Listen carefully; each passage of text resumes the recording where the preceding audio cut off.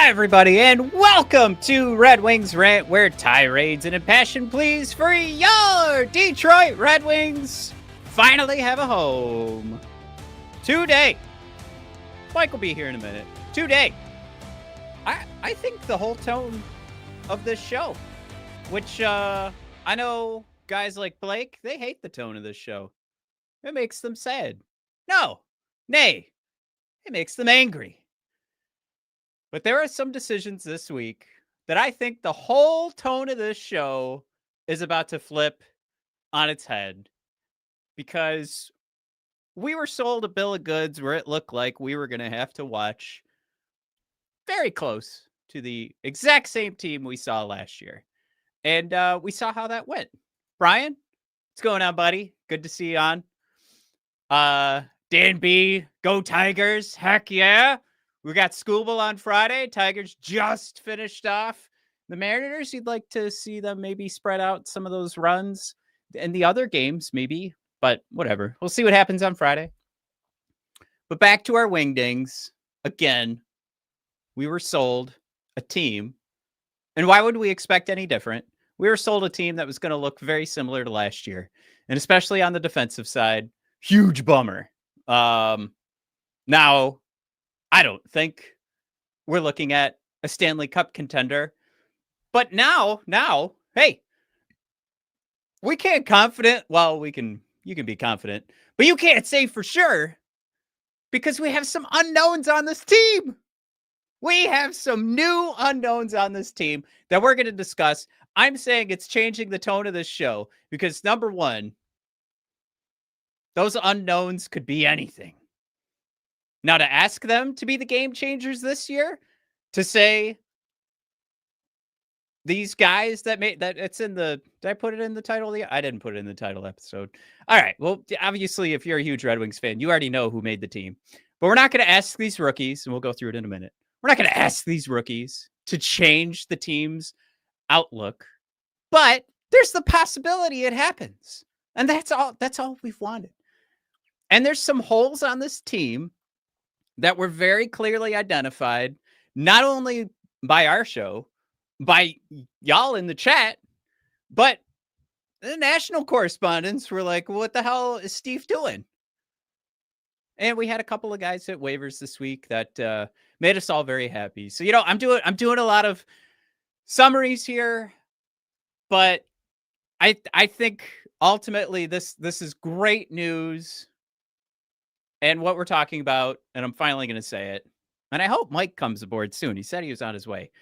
Michael Brandsegg-Nygård, Emmitt Finnie, Axel Sandin-Pellikka. Ladies and gentlemen, they are going to be on the opening night roster.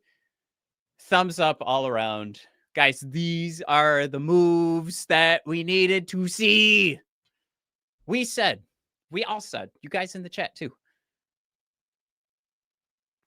if this team doesn't look like a Stanley Cup contender, put those kids in. And there's so many good things to come out of this. We will get into all of it. And I'm glad to see Brian, you're aboard. Dan B's aboard. Brad, what's going on? Brad thrown out there. Mike fell asleep. If he fell asleep, it was on the way to his laptop, because he very clearly texted me coming. That could have, well, you know what? Depending on what he meant by that, Brad, you could be very accurate. He could have gotten really sleepy after said.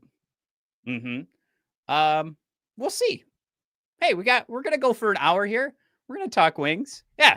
See, Brad's on board. You know what I'm saying. Me coming, LMAO. So, depending on what that meant. Okay. So anyway, we're gonna ramble here. Matt, huge reveal, didn't take his Adderall today. So I'm going to be all over the place. I guarantee it. But we do have some slides. We'll pull up the slides here in a second. But I want to see you guys.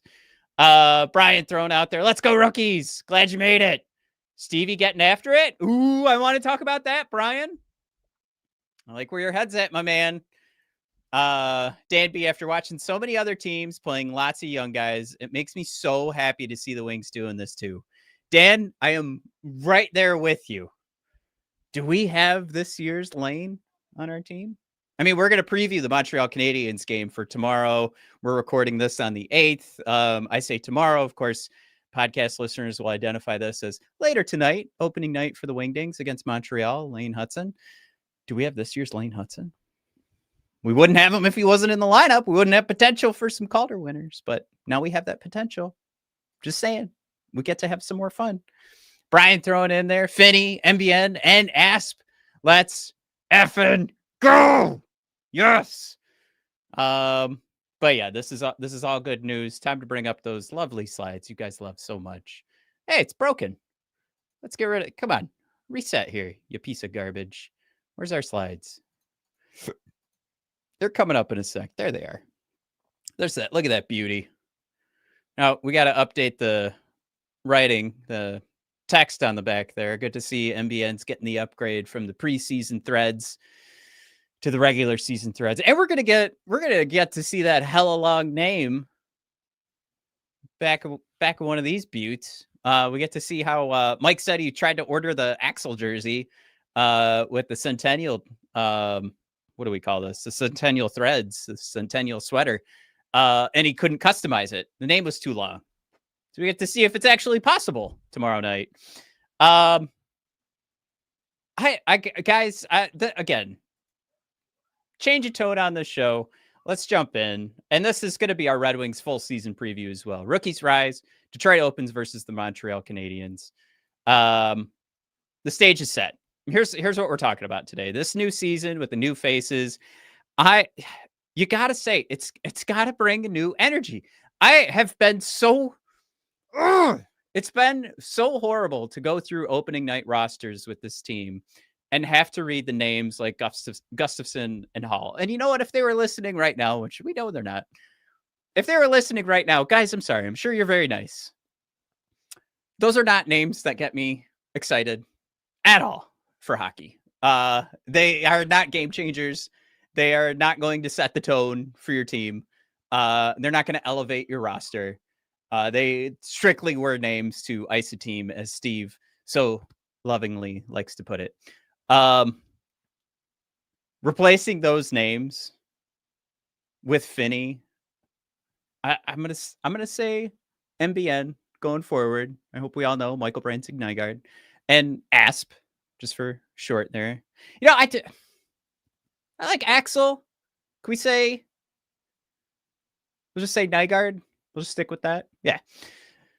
Replacing those names with these exciting rookies and a couple of, you know, like Finnie and MBN, Nygard, man, they're coming out hard with this board play. MBN, I love the call out from Todd McLellan. We'll get to it in a second, but he's just happy to see MBN's like not just waiting, you know, in his slot, you know, waiting for that pass to come so he can whip him at the net, just like Alex Ovechkin. Like, he's not just doing that. He's scoring from right in front of the net. He's not afraid to muck it up. We've talked about that so many times. You guys have wanted that too. We're looking for somebody that has the hard nose, plays as like an instinct, right? Like the instinct is to go up. I'm going to go find the puck and I'm going to put one in the back of the net. And then there's the other side of it too. High skill, scoring ability. Have been without for so long. We spent the whole last episode too talking about MBN and that shot and just other rookies that have come through the prospect pool that have disappointed us along the way, because we get sold, right?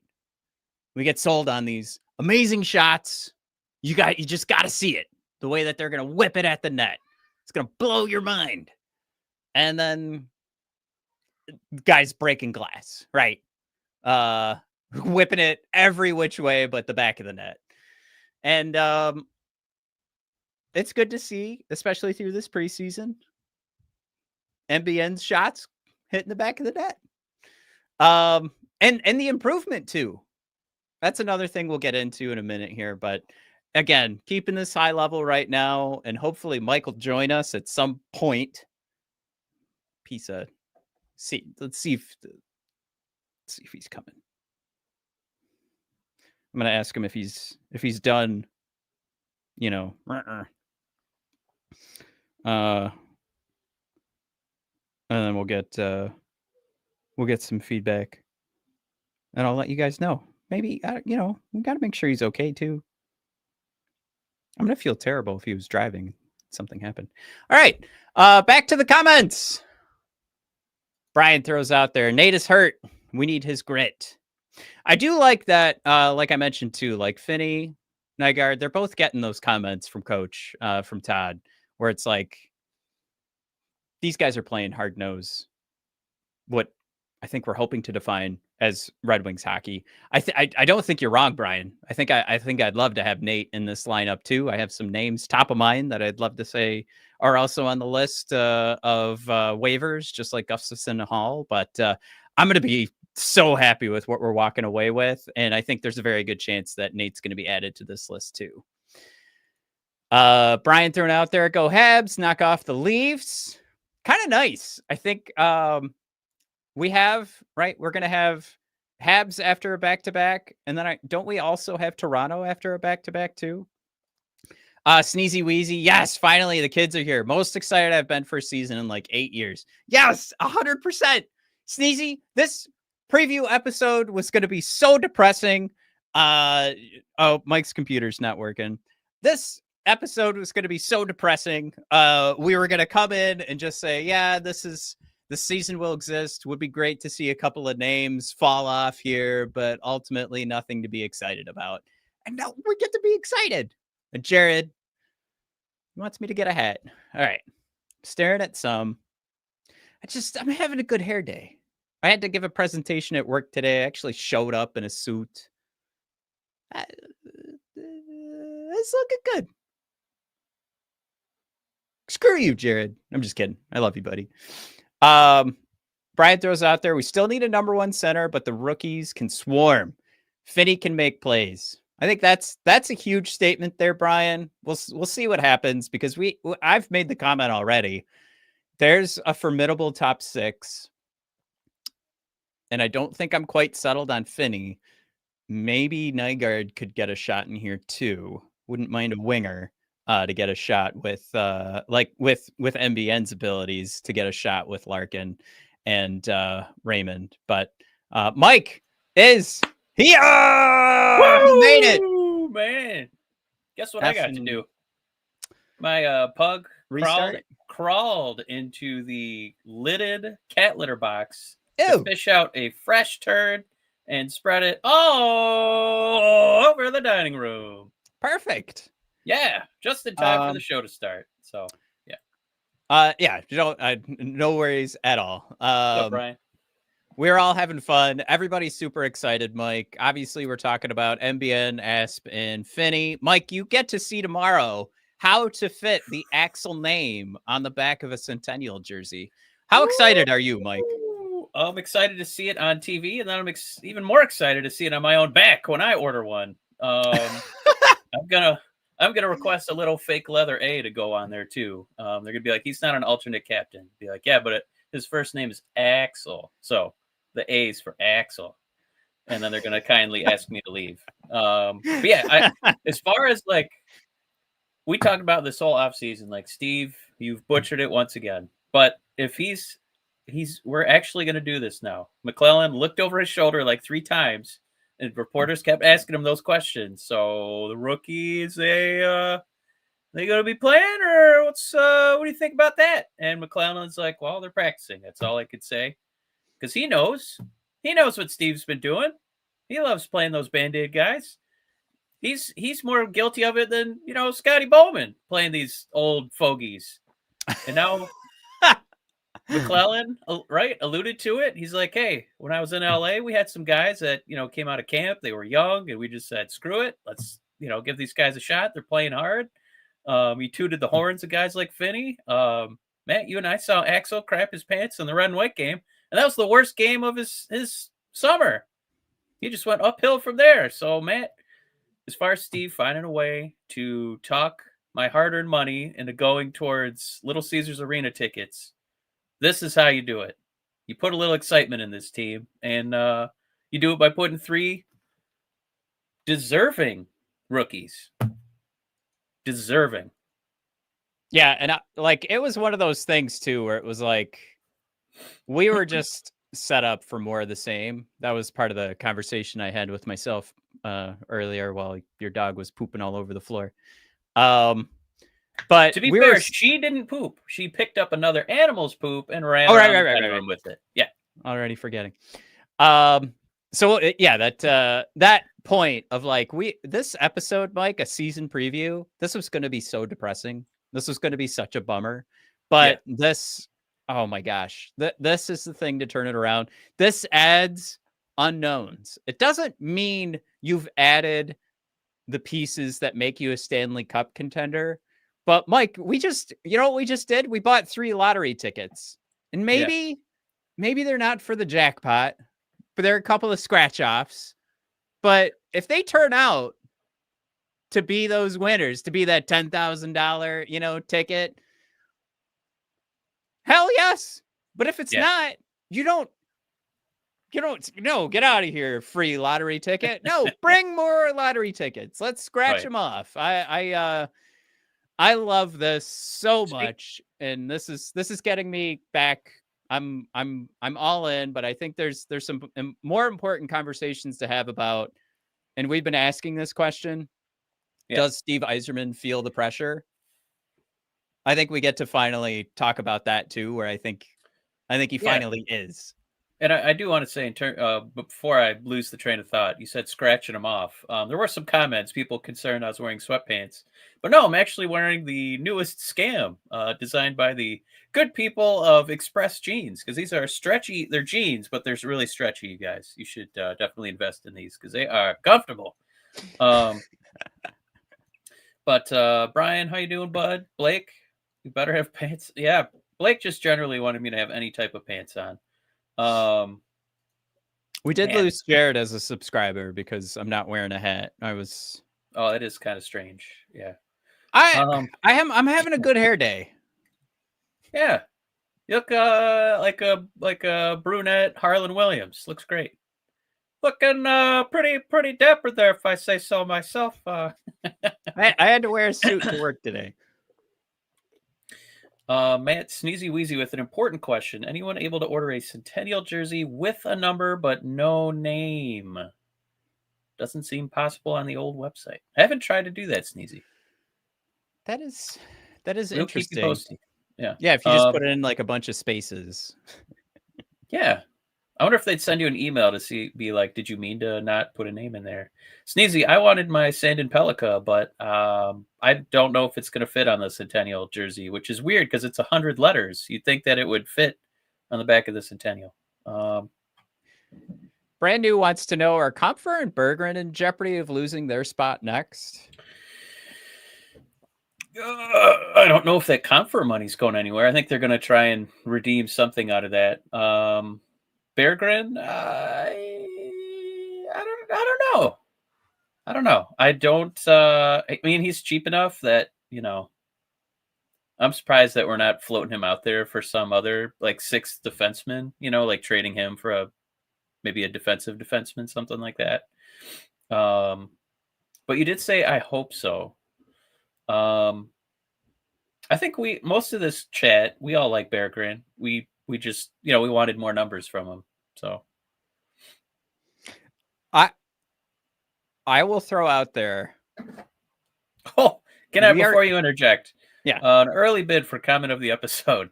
Brad, welcome, bud, saying Berggren to San Jose to Edmonton. Couple first round picks going San Jose's way somehow, Brad. I like that one a lot. I was gonna say one of the talking points I wanted to have today are how many like upcoming free agents are now signing contracts that would have been fun to talk about all Eichel's year. off the board too. Yep. Eichel's gone. Kyle Connor, obviously Connor McDavid signed. Oh, Connor signed too? Yeah. Oh, I didn't see that one. Damn it. So unless it's just about making room for Nate Danielson, I'm not at this point. You have $12 million in cap space. I'm getting to the point where it's like, you know what? We have the space to bring in a superstar. I'm in no rush right now to just like move guys unless it's making room for Nate Danielson. If we feel like we can't make room for Nate unless we move a guy like that, then yeah, move him. But there's nothing in like cap hits anymore they mean nothing because nobody's available, or I should say that the list is shrinking, and also Quickly. you have Yeah. a ton of cap space already. I think we're due to have like 40 mil in cap next year. Mike, the list of free agents is shrinking so quickly. We're going to be talking about Ben Sherratt coming back aboard for a 1 year, $2 million contract by the time. I don't want to turn this episode into a bummer or bring up anything negative because I think this should be a fun episode. But what the NHL is turning into right now, it is no fun when it comes to building rosters. We have a couple more bids for comment of the episode. Blake saying, "Give it all to Sherratt." And then Jared saying at this point, Robbie Fabry will be the top UFA next summer. Can't wait for the athletic preview on free agency about Robbie Fabry. Should be fun. And real quick, Brian did ask McDavid taking one for the team. Yeah. He pulled the old Tom Brady. Hey, use this money well, please. Get a team around me so we can win a cup. I think you were a little grumpy about that. Were you? Or was someone else I was talking to about that? Like McDavid. Oh, I hate this. Notes. Is it that you hate that you won't get to enjoy the fruits of this labor? Because I think if like locally, if the Lions like big money players did that, it'd be awesome. So it'd be a lot easier to win a Super Bowl. But well, you brought up Tom Brady, and I like the point I just heard on the Athletic Hockey podcast from Sean Gentile, and he was like, "Yeah, Tom Brady did that for a team he won a bunch of championships with. What does Connor McDavid owe this much of a pay cut to be paid less than Leon Draisaitl? Like, not even to go up to that, to not even be like $1 million less and like make that work. He's like, nope, I'm going to give you guys $6 to $8 million to play with for the next 3 years. And it's like, okay, that much for this team that's done this little for you? I'm pretty sure, Connor, he must really love like the city of Edmonton. Like his family must really like be, getting their roots in that town. Like they're like, all right, I'm gonna stay here. Let's figure this out. Yeah, there's an element here where like he had an opportunity to turn heads for the NHL, and not that the contract would be anywhere near, NBA contracts or anything like that, but that could have been a great talking point where the best player in the NHL just turns out the highest paid contract kind of thing. And instead, he doesn't. I feel like it makes the NHL a joke again. I don't know. Wow. I didn't know you'd be that critical of it. I feel like it's something that we've seen in the other major sports outside of baseball, because baseball is just, salary cap's not real, but the big superstars have done it in the NBA. They've done it in the NFL for sure. It happens almost every offseason. Like a team gets serious and they ask their big quarterback or defensive end to restructure. It's just, if this, usually Puckpedia is pretty accurate, like to the nose. Their projected cap space is like $1 million over. Or I think they got about $1 million right now. So, as far as like flexibility, they don't have like a ton of it. I just wish the Red Wings kind of had a reason to do this. Like to have a guy that would take a contract like this? I mean, he's eating what, like $8 million a year? So they could re-sign Jake Wallman for $7 million a year. Right. Woo! Yeah, Jared did bring that one up. Oilers then took that money and threw it at Wallman. Yeah. That point is hilarious that we had Jake Wallman for $3 million. We're still looking for a left side defenseman to replace him. And now Edmonton is throwing, how many years did they give Jake? Is that 7? Is it 7 by 7 or what? Oh, whatever. $7 million is a lot. Yeah. Whatever. However many years they invested a ton in. I almost said in extensions. Jake. The extensions 4 more seasons at $7 million per. Corey Eisel, welcome. Saying, was Gordy a joke for doing similar things though? He didn't support the union, as I recall, by taking team-friendly deals. Real piece of No, Corey, I'm not killing him. I just I think what's crazy is that how are you gonna? All right, it's tough because I almost compared the Oilers to the Red Wings, and we have no idea what to do in free agency. But just looking at what the market is, right, and all these dudes re-signing, it's a little nuts that Connor's doing that because if they're going to make a significant move at this point, you have to think it's got to be a trade or bust because now these guys don't like leaving their hometowns or whoever drafted them. Yeah, it's not like they're going to be using this for cap around. space. Yeah, they're not going to be using it for like free agents. There aren't any free agents, or at least any that are significant enough to eat the money that he's given up. All right, so I need you to keep your vomit down as best as you can. But here's the list. It's going to start with Adrian Kempe, Artemi Panarin, Martin Necas, Alex Tuck, Nick Schmaltz, Sergei Bobrovsky, John Carlson, Jacob Markstrom, Alex Ovechkin, and Anders Lee. Now, this is coming from USA Today, which we all know is just top-notch journalism. However, this is just a Google search, like who's left in an AI article. But it's like that. Those are your names, and like the most exciting one on there is an aging Artemi Panarin, who's got a lot of personal issues that become an issue for New York, and it's just like.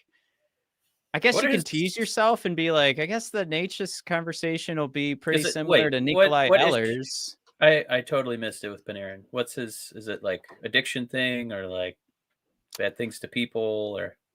Bad things to people. Yeah, we can get.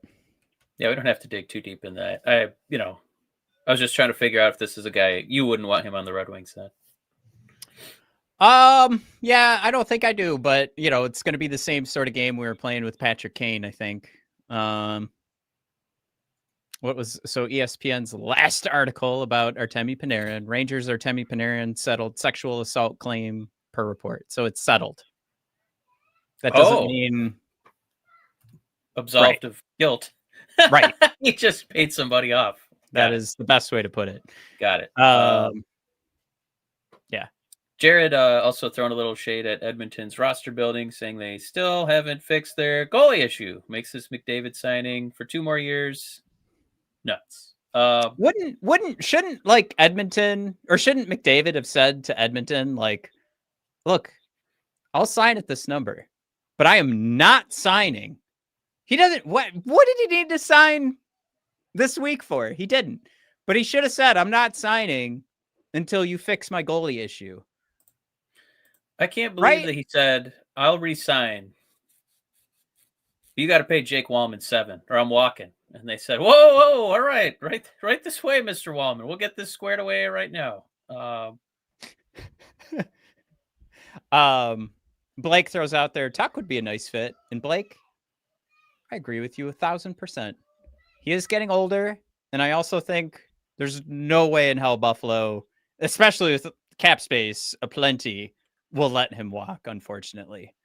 But I do agree with you. I think the conversation comes back to Mike and your point.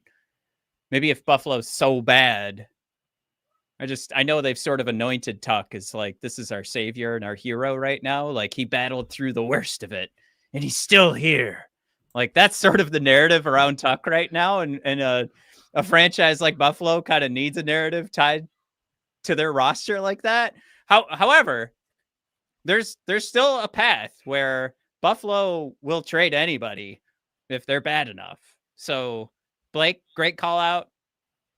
Probably got to go the Mike route and trade for him and not cross our fingers that he makes it to free agency. Yeah, that looks like a hopeless endeavor. We have another bid for a comment of the episode. GLJ saying, Wallman about to have all the Fortnite skins with that contract. Thanks, GLJ.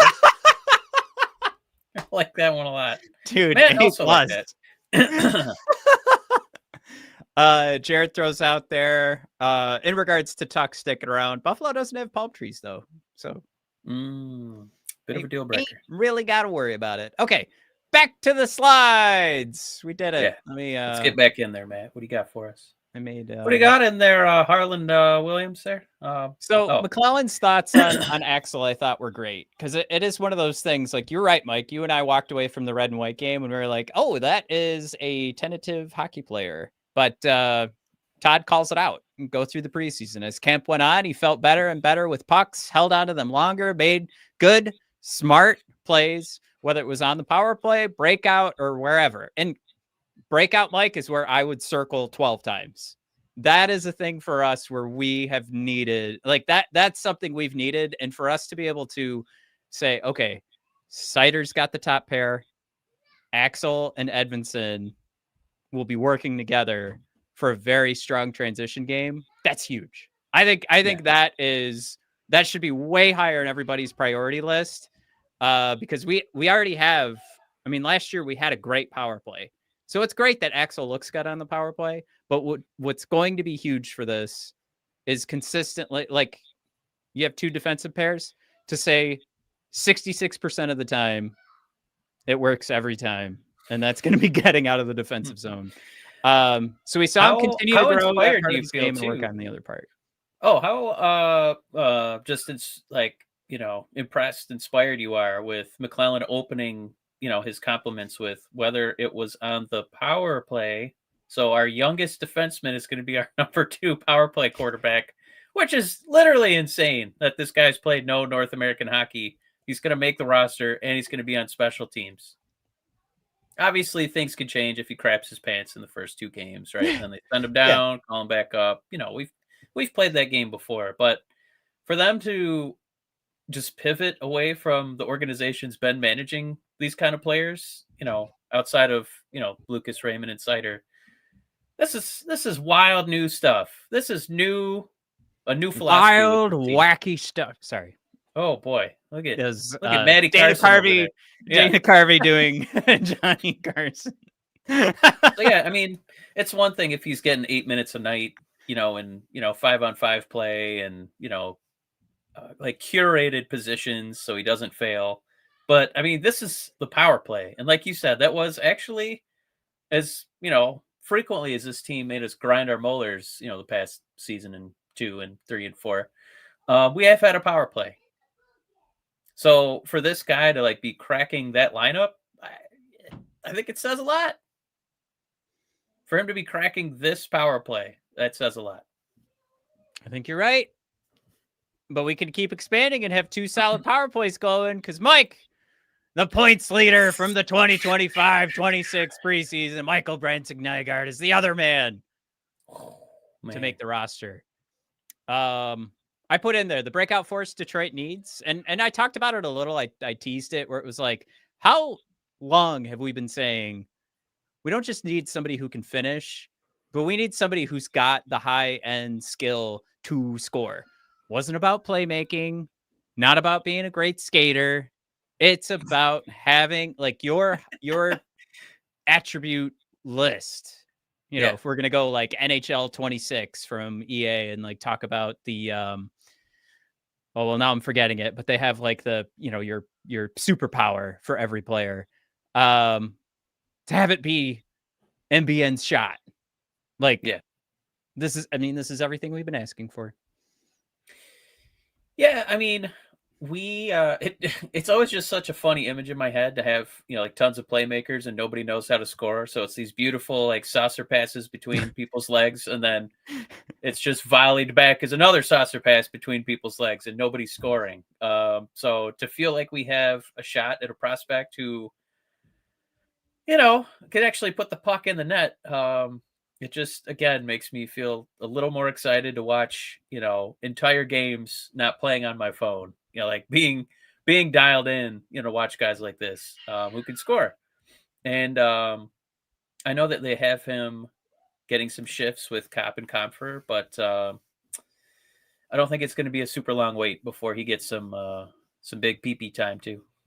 Nice. It would be fun too. Big PP time.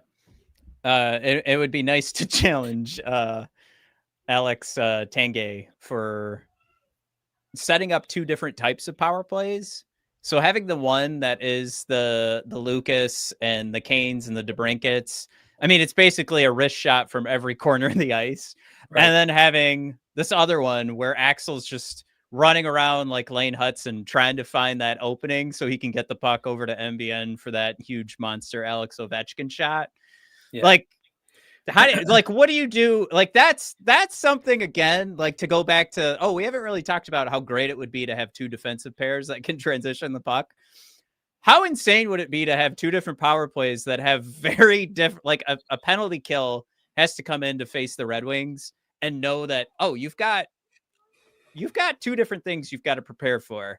And the Red Wings would be able to play this, we've talked about 4D chess for Mr. Steve Yzerman, but play 4D chess on the power play and figure out where you're going to get the mismatch and bring in the right power play unit and strategy like that.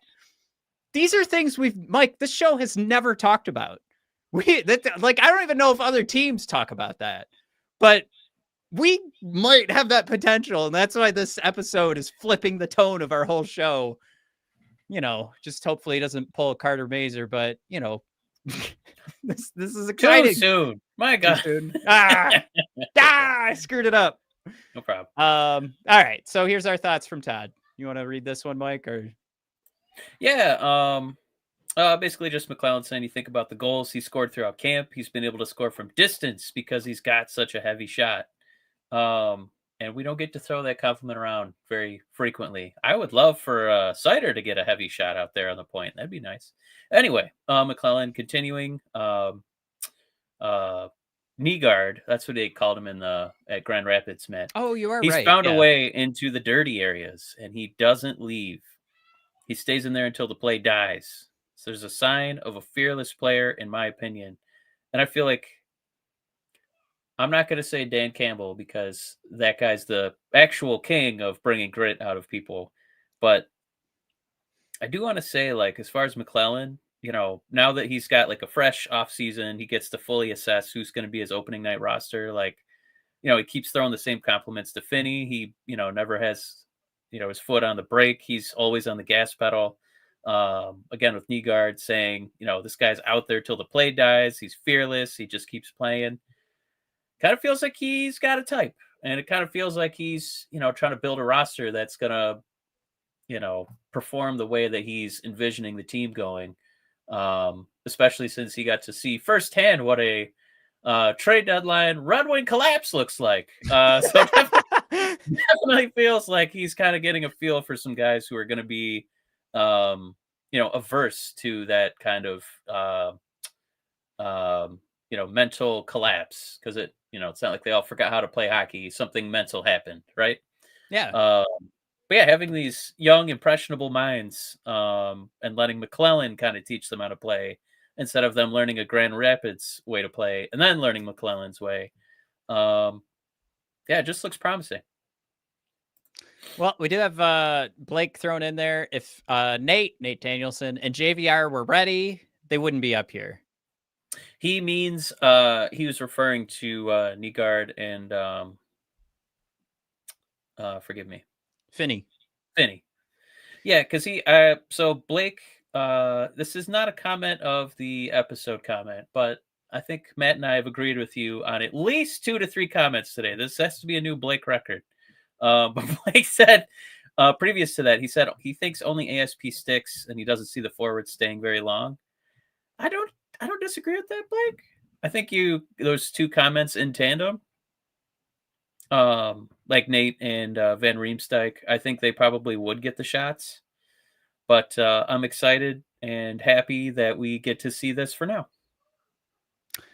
Yeah, I don't know how I feel about it, because I feel like we're looking at 2 guys that earned a spot, and we're looking at a team that didn't need to have anything in place or in stone. It wasn't looking to win a Stanley Cup this year. It was even sort of questionable whether or not we would challenge for playoffs this year. So if there's an opportunity to honor this and see where it goes, like, of course, Blake, you're right. The possibility is out there, but I don't see what the benefit would be at this point for them to not be here. and Dan B is tagging this comment, part of the discussion, saying, "Sometimes fate works in strange ways." Yeah, we might have unearthed a few stars, and we just get to enjoy them, figure things out at the NHL level. There's one more. Oh, I wanted to throw Corey's comment out there too. He was just because we blitzed right past ASP, and he was saying, Corey, he's impressed with ASP in the last preseason games by how physical he was. No, he didn't lay guys out, but he's engaged. He also did look lost like he did earlier in the season. So, yeah, Corey's right there in lockstep with us.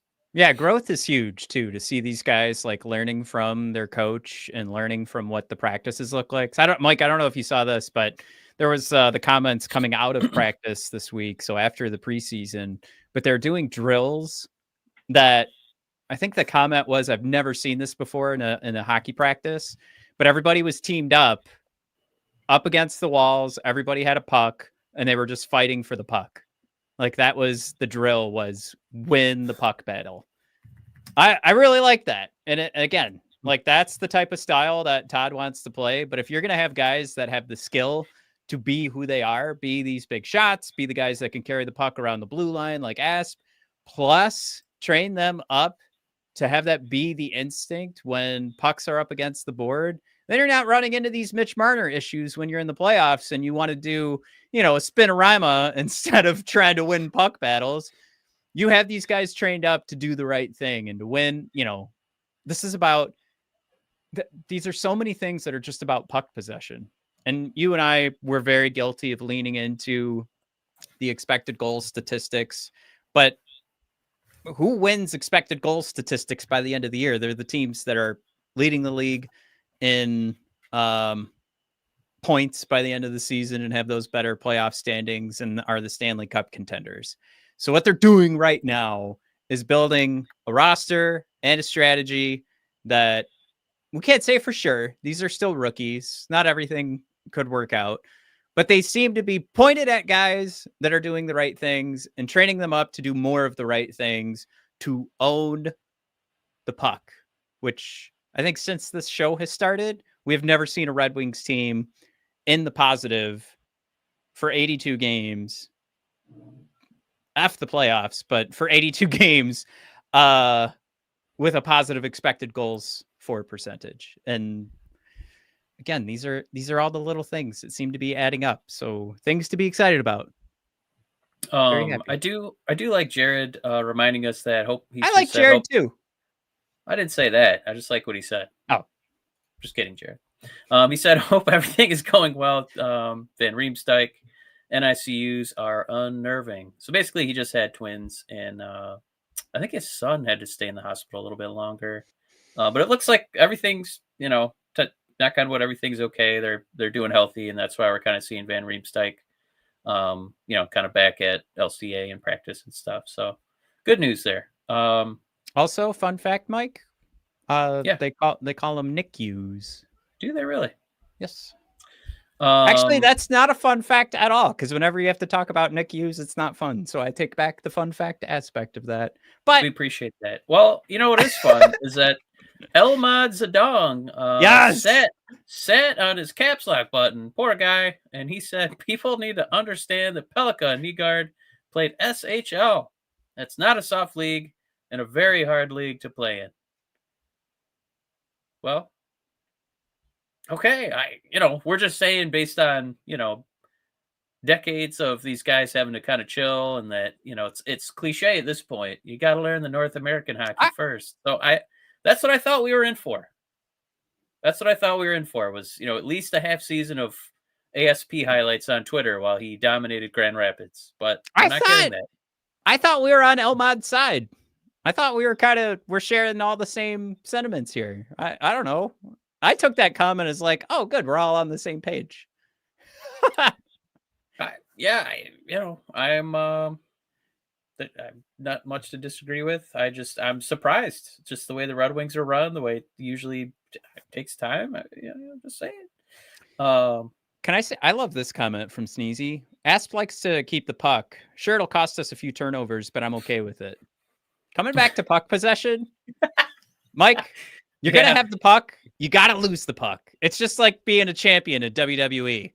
The guy who has the most championship reigns of all time also has lost the title the most amount of times. So it's just one of those things. And I don't know. I'm not worried. I'm with Sneezy. I'm with you 100%, man. And I think a guy like Lane Hudson proved last year that you could do a lot to improve a team by dancing on the blue line and keeping the puck and creating that extra scoring chance, because that's all this is about. This is about you having the puck and the other team not having it. Brad had a couple comments I was going to throw in. He just said, caveat for the preseason points. He just wants us to contextualize the amount of games played by the other players. Brad, we're not going to do that right now. We're going to cook the books a little bit and make Nygard look like a superstar. Even though we do know that it's just preseason, and you are absolutely correct on that one. And then you just said Elmat Zedong is Justin Holl. We knew it. He's back. No! Block him. Just kidding, Elmat. You can hang out. Emmitt Finnie. Here's our thoughts with Emmitt. We're excited about this. This is probably the one, to go back to Blake's point. I think I'm more confident in, like, it feels like MBN created a safe haven for Kopp and Comfer to be successful, because it looks like that's going to be our third line, because they were able to generate offense with the three of them working together. Emmitt Finnie earned this spot. This is the one I am like, I will react quickly to this. If this looks like it's going in the wrong direction, I will change things. But I also think that does include giving MBN a shot up there. And I don't think enough people are talking about how that could be like a perfect situation here, where you've got two playmakers in Larkin and Raymond, both also fully capable of putting the puck in the back of the net. But give that line the scoring power that MBN is obviously equipped with, and see how that goes. But Emmitt, I'm really happy he's gotten the shot. I think this is one of those things, not just great for Emmitt, but great for this strategy, great for the Yzer plan to pull in a 7th round pick. But I also don't think your top line needs this type of answer. Like, you should have had your left wing figured out before the preseason started, and that's the problem. But when it comes to like bringing guys in from your prospect pool, you got to make some wins that are outside of the first round. This would be huge for that. My confidence level that this is a long-term win is pretty much Not as great. close to bottom of the basement as you can get out of these three guys. Low. Yeah, odds are low, right? But he did enough to impress the coach. I don't know if it's going to be a long-term solution, right? I don't even know if it's going to make it to game 2. We could see Nygard up there at second period. You never know. Little Nygard, huh? Scores. I don't know. He's played hard, and I think what this is supposed to be like almost like a symbolic gesture by McLellan to be like, this is what I'm looking for. Now, I know the kid's not very good, but look how hard he's trying. All right, he's out there banging away. He's out there with Larkin. He's out there with Raymond. And he's not there. Yeah, I like Todd being like, well, hey, I'm not an idiot. All right. We all know he's 7th round talent. All right, but look how hard he's trying out there. Look at him go. Looks great in that 58 jersey, huh? Look at that. Who else has won 58? And you know besides what? Besides Penay Sewell. He's the next Penay Sewell. This is it. Now, there are also aspects of defining what 4D chess actually means. There's an aspect here, too, where if we want to hit the fast forward button, if we want to win some trades to make this team better for the now, that's where the Finnies, the MBNs, the Asps are seen in Red Wings jerseys, playing NHL games, and their value will increase. And we don't need to trade these guys, but as much as we're looking at Comfer and like, oh man, if he ends up playing, 4th line minutes, why do we want to pay him $5 million? Well, also nobody else does. So that contract's not going anywhere. But if you're looking to increase the value of some of these guys, and that's that's where I can start coming back to Steve and being like, there's the 4D chess again. But until something like that comes to fruition, or we see some positive, like actual positives on paper, like on the box scores for these guys, we're still just looking at darts and a dartboard or checkers, which I really love that take from Sean Shapiro last year. But yeah. You know what take I love? This is comment I approve of number 3 from Blake today. My God, who hacked his account? Saying Finnie's value might never be higher. Trade him now. Which, of course, he meant in jest. Blake, I'm very, very proud of you today. I like 3 of your things. Dan B had one I like too. He said, his latest one was good. As the cap goes up, those bad contracts get better and better. Very true. Yeah, and I mean, it's basically like now Connor McDavid's going to be making Wallman money, which is wild.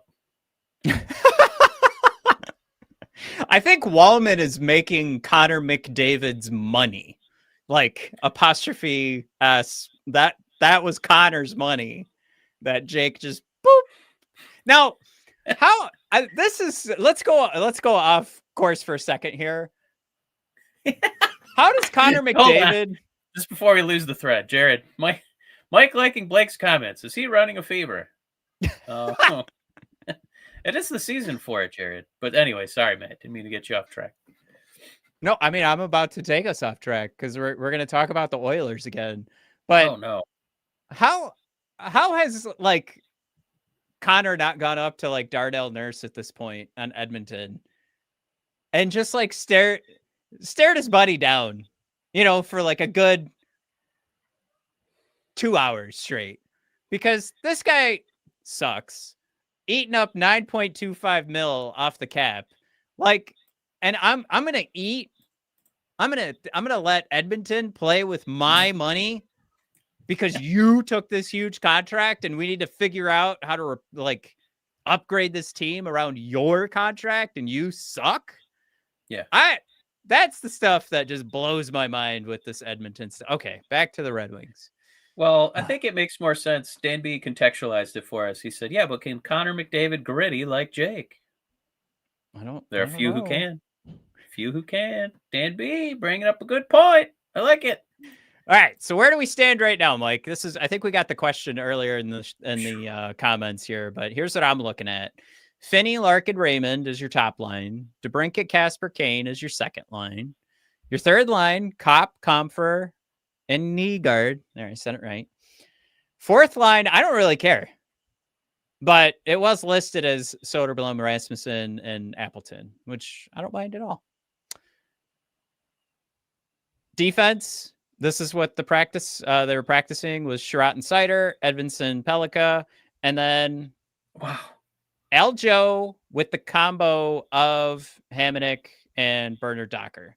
So it does say Bernard Docker in the press box. I'll go either way on that, honestly, but I'm not gonna put my heels in for our third pair guy who's going either direction. It probably depends on who didn't have diarrhea the night before or whatever. But yeah, that's where I'm sitting.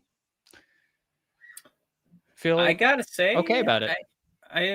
I kind of like the second and third lines, and the fourth line, I don't really know what I'm getting. It's all over the place.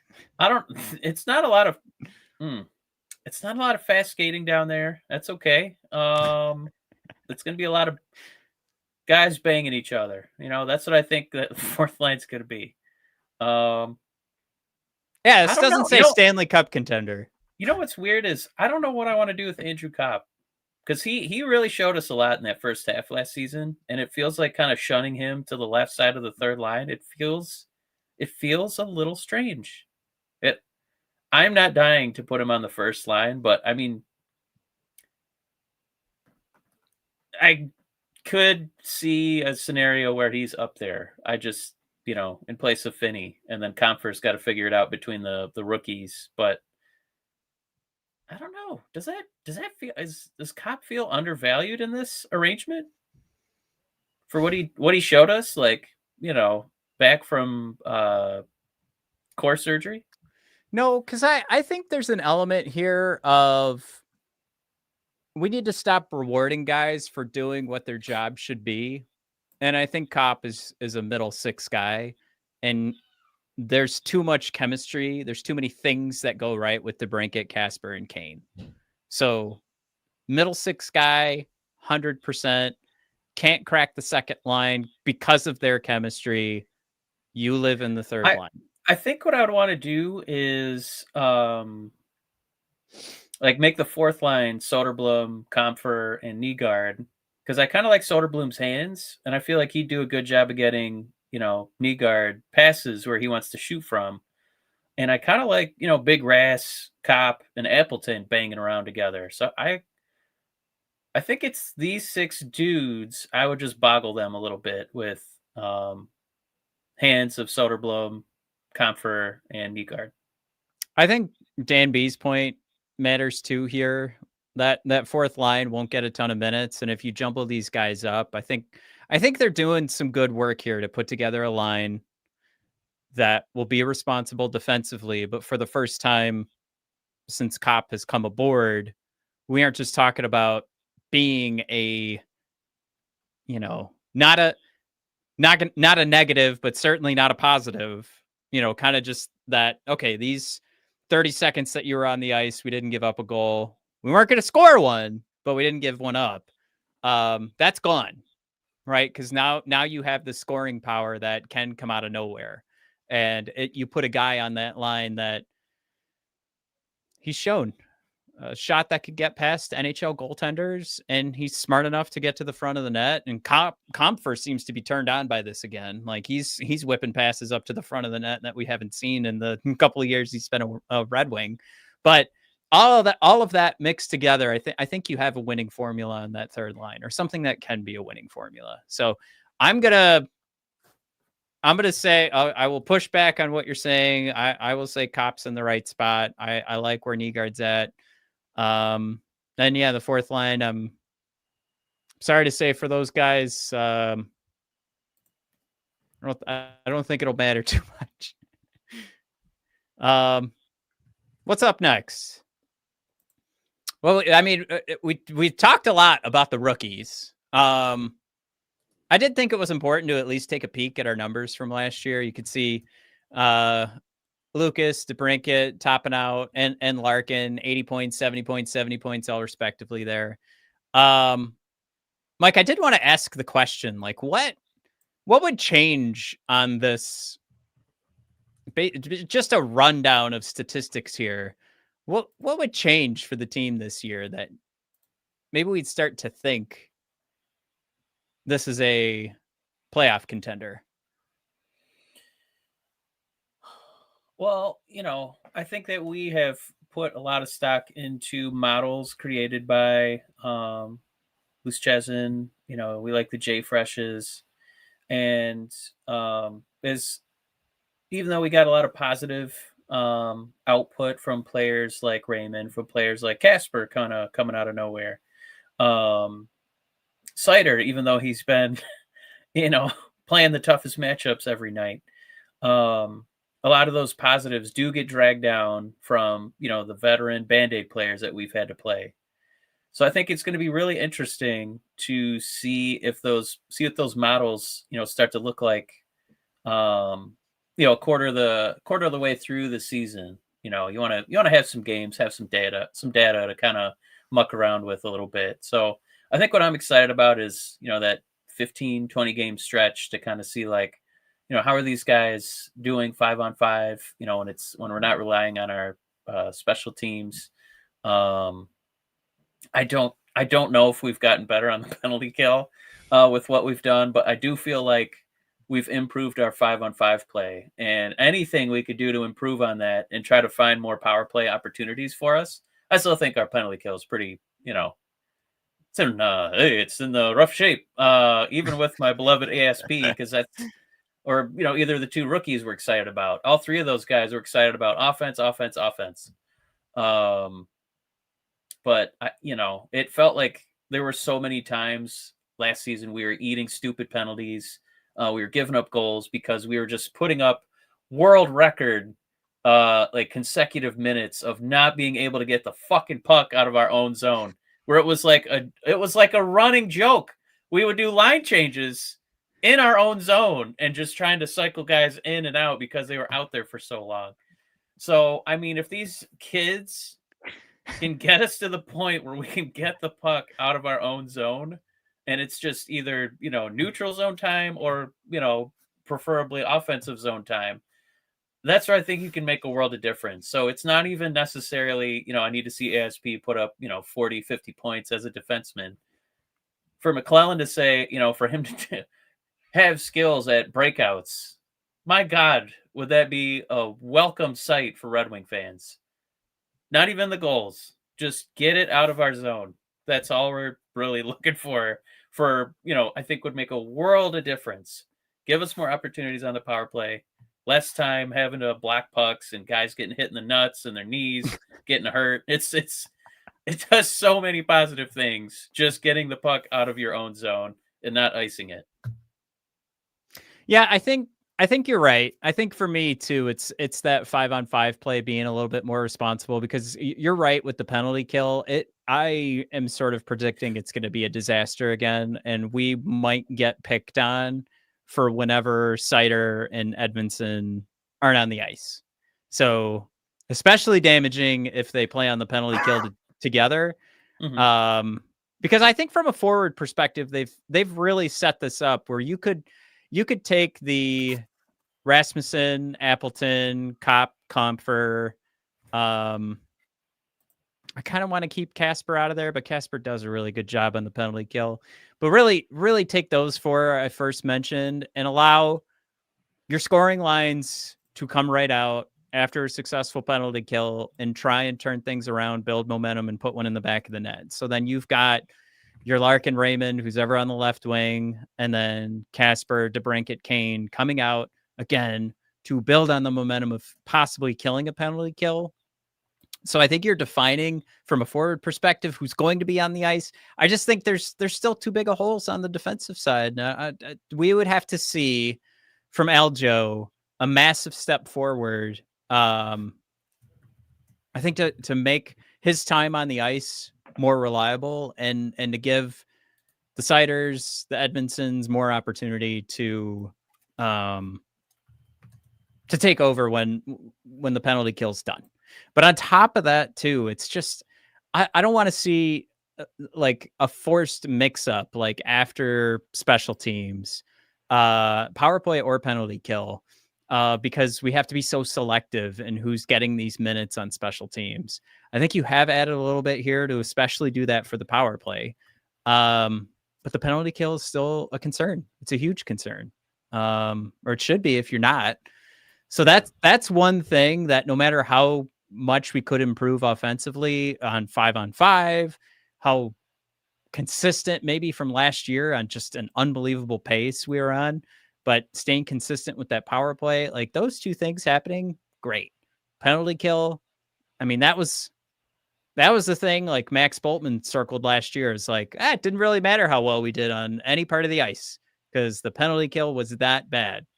So we don't just need to like improve the penalty kill from last year. Like it needs to be like leagues better. Yeah. I did have I wanted to just finish this, and then I did have a silly exercise for you. And you have if we have like 5 minutes. Yeah. Do we have a few comments here? Oh, Sneezy was saying Cop stay away from the first line. He's too much of a slowpoke. I like that. Yeah, that makes sense. Yeah.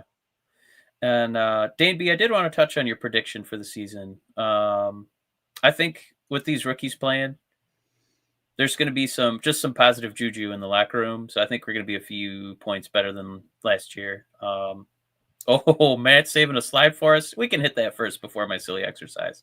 Sneezy saying, I think we need a first line left wing. Hope I'm wrong, and Finnie is the answer. Sneezy, I couldn't agree with you more. I am excited for Finnie to get a shot. He is, from anybody on or near practices or these preseason games, this guy, all he does is bust his ass. But, you got to get some points too. So Right. hopefully, it's not just Larkin and Raymond, talking about a guy having a nice time and not being productive. Because how many games we had last season when if that first line didn't score, woo, nobody was scoring. So Yep. hopefully Finnie can unlock that a little bit.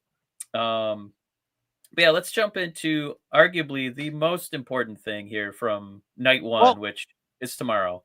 Yeah. Well, you threw in all these points already, so I was gonna skirt ahead. I have a Montreal Canadiens slide too, but you threw in there too, like the players rooting for the rookies and Todd throwing that in there too. Like that's a huge aspect here. It's getting the players excited. They're rallying behind this start for the season. And I like too you mentioned this as well. Like it's setting this new tone that because of them rallying behind it, I think it's going to at least help us try to get on a quick start here. And I will very happily predict for this first game that Nygard's going to score, man. I wouldn't even.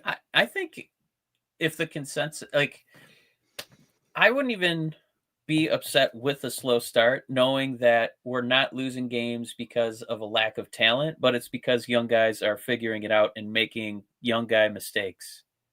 I think the whole city, like Hockey Town, would really embrace that. Like, oh, finally! Like I'm not watching, Holl and Gustafsson and the usual who's who of guys that just don't inspire confidence, don't inspire enthusiasm for the team. Giving these guys a shot and them feeling like they deserve it, like it's not a last ditch desperation. It's these guys have arguably played a lot better than the usual, jabrones that we've had skating around the ice. So it makes me really excited for tomorrow and Saturday. Yeah, we'll pull out a couple of things here, but Todd threw out there, it's energizing and invigorating. Of course, talking about the rookies being in there, but I like this line. It goes to what you just said. Make no doubt about it. If we're relying on 3 20-year-olds to take us to Wonderland right off the bat, that's really unfair. The rest of the group has to play their part in it as well, but it is energizing right now. Before you jump off that point, I really like that all 3 of them are up so that it doesn't feel like, all right, Rook, you're going to keep playing until you suck. All right, you sucked. Now we're going to send you down to the minors to figure things out. Who's next? Instead, it's 3 guys. And I think it kind of takes the pressure off of all of them to kind of be like, it's not just all eyes on me. Like it's a whole team thing. So I'll just try to do my part instead of, the other way. Well, we are playing the game that the Montreal Canadiens played last year, Mike. We just need to find our Noah Dobson. But Montreal Canadiens might come in with a 49% chance to make it into the playoffs compared to our 23.1% chance. Of course, the Canadiens come in with Caulfield, Suzuki, Demidov, Laine, and of course, bringing Noah Dobson to all of this. I don't know why you trumped so hard on that Laine. He's a Laine. Laine. I wasn't trying to trump it, but I guess I did. Yeah. And of course that I just realized I didn't even put Lane Hudson on here. Of course that would be like the key here. Yeah. Probably mostly Montreal. People are saying he's going to challenge for the Norris this year. A lot of people say it. A lot of people. I hear. Yep. Yeah. Hearing a lot of people say it, Mike. Mostly Canadian though. So, yeah. But yeah, like giving it the Montreal Canadiens tries kind of looks like what we're gonna give a go this year. Worked out pretty well for Montreal, but certainly they're coming into this game tomorrow, October 9th, if you're listening to this in the morning today. But it has them coming in looking as clear favorites in the division and for a spot in the playoffs. They had a lot of success last year. They looked fine in the playoffs, but they definitely turned the rookie play into something to rally around. And then, of course, bringing in more rookies right before the playoffs started was fun too. But yeah, I mean, I was very jealous of that, by the way. Yeah. All the rookies doing well for Montreal. Not even that they were doing well. It's just like, I understand that you can't have an entire team of 20-year-old dudes, bumping into each other, not really knowing what's going on. But this Red Wing, prospect pile was supposed to be pretty good. And it feels like I don't care how many championships the Griffins win. Can we have these guys figure it out at the NHL level? And the only way to do it is to take live bullets at the NHL level, not, Nerf guns in Grand Rapids. I don't. I see some value in it, not as much as the Red Wings usually do. So I'm so surprised and excited for the season. I can't say it enough. But go ahead. Last name I'm going to throw in there. Totally forgot Juraj Slafkovsky too. Another the old kid. number one pick. Yeah, I remember him. But yeah, Montreal is really poised to have an exciting season with all these kids. Maybe not playoffs again. Maybe they have an up and down sort of back-to-back years here with the rookies. But certainly, if they weren't Montreal, they weren't in our division, and we didn't want to hate this team so much, man, would they be fun to watch and be a fan of. But yeah, we get a couple of fun matchups, but some scary matchups as well, because you got to figure Finnie is going to have to be watching Caulfield. I did like the aspect too, like this will be a chance for Asp to go head to head with Hudson. Next gen blue line duel is sort of how I'm putting it. But I'm going to circle potential goaltending edge, and we'll start to figure this out as the season goes. But obviously Montembeault is nothing to sneeze at. He's probably going to be starting in the Olympics, or at least on the team. But then John Gibson, let's see how this all works out. You're back in the starters role. Todd announced. John, we're going with you. Is he re-energized by these rookies? Is he re-energized by these? I don't know why I keep doing that. Is he re-energized by these rookies? Is he re-energized by this opportunity to be in a starting role again? Does he want to prove something to us as fans, to the NHL, to other teams who didn't take the chance on Gibson? Does he want to prove something to the Edmonton Oilers, who might need to trade Jake Wallman for John Gibson later in the year? All of those questions are up there, but we'll see. At least we know, like, we can finally look at this Gibson versus Montembeault and just be like, we're not losing by a devastating margin. So we'll see how this goes. But yeah, you still had a game you wanted to play. Oh, we don't have time for it. We'll get to it on the next episode. All right. Yeah, we've been going for over an hour, so we appreciate you guys keeping your interest and your attention. Yeah, and happy opening night. It's going to be pretty exciting. It actually makes me want to spend money on the streaming network for the local Detroit sports instead of stealing the broadcast like I usually do. Making it more expensive for the rest of us. So yeah, excited to be here next Wednesday and talk a little Red Wing hockey. And if you guys got a second, hit that like button before you jump off, and we'll see you guys next week and talk about that first week. All right? Let's go! We'll see you guys.